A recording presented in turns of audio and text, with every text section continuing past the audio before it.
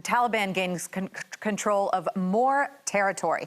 The Pentagon is sending troops to help evacuate the U.S. Embassy in Kabul. And joining me to talk about it is Adam Weinstein, a research fellow at the Quincy Institute for Responsible Statecraft and an Afghanistan war veteran. Adam, thank you for joining us. Thanks for having me. So I want to ask you a 30,000-foot question first and zoom out as we are all having this conversation about Afghanistan. Why is Afghanistan critically important to and strategically important to U.S. foreign policy and national security? Well, I don't think it is critically or strategically important. I think it would be preferable if it was a stable country. I think there is somewhat of a terrorism threat that emanates from Afghanistan, but it simply doesn't justify continuing the U.S. war there beyond 20 years.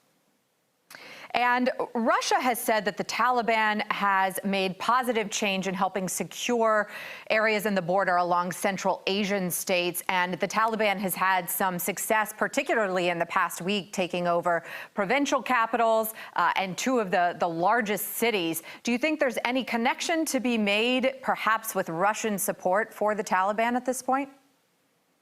No, I don't think Russian support is the decisive factor. The Afghan National Security Forces refused to fight.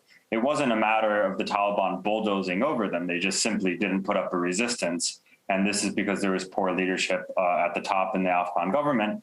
And some of it has to do with the fact that, frankly, we failed to train an army that could defend itself. The Pentagon Press Secretary John Kirby has said that the 3,000 U.S. troops that are being sent back over to Afghanistan to help evacuate the U.S. Embassy will be in place by the end of the weekend. So what does that kind of operation look like on the ground? Well, I mean, from what I know, and I only know the public information at this point, they're going to have Marines and soldiers from the 82nd Airborne at the airport ready to help evacuate the embassy and some of the special immigrant visa applicants, and those are the former interpreters that worked with the U.S. military. And I think they're going to be there simply to provide an extra layer of security, help facilitate this evacuation, and hopefully act as a deterrent to the Taliban, who are now within 30 miles of Kabul. You bring up Kabul, and I want to ask you about that. What does a clash in Kabul look like? Because it's obviously militarily critical. There are military there, as well as civilians who oppose the Taliban. U.S. intelligence officials have estimated it could fall in 90 days. I'm curious your thoughts on that timeline. But what does that clash in Kabul look like? A clash in Kabul would be extremely violent, I think. Urban warfare is by definition extremely violent. And if we saw like street-to-street clashes, I think that would be devastating to the civilian population. However, it's also possible that the Afghani administration might resign and there could be an interim government or some sort of deal made with the Taliban, as we've seen happen in provincial capitals. So it remains to be seen what's going to happen. But if it does come down to the Taliban taking Kabul by force, I think that's going to be an extremely violent scenario. We've had three presidents in this country talk about getting out of Afghanistan: former President Obama, President Trump, and now President Biden.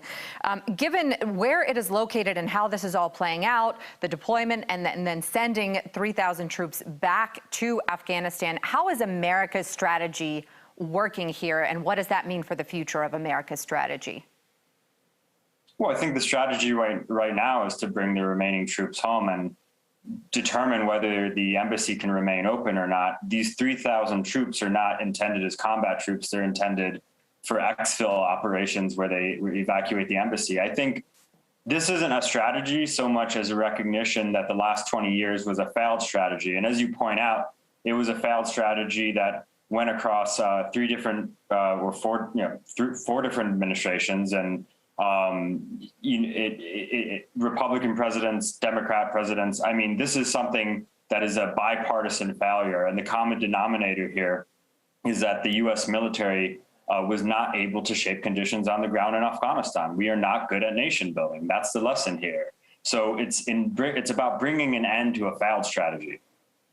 So we've talked about the American strategy. Let's talk about the Taliban strategy as we're seeing it play out across the country right now. As I mentioned, they've taken a number of provincial capitals, major cities, areas along the border in various places. I believe they showed off some of the cash that they also secured after taking Herat. How is their strategy playing out? Well, they've been very shrewd in their strategy, which is that they've convinced ANDSF units or Afghan military units to surrender without a fight. They've made deals with local militia leaders and power brokers and basically facilitated the mass surrender of the Afghan military. And they've been very effective at essentially demoralizing the military. So they haven't really had to put up much of a fight. They've just sort of divided and conquered the population, so to speak.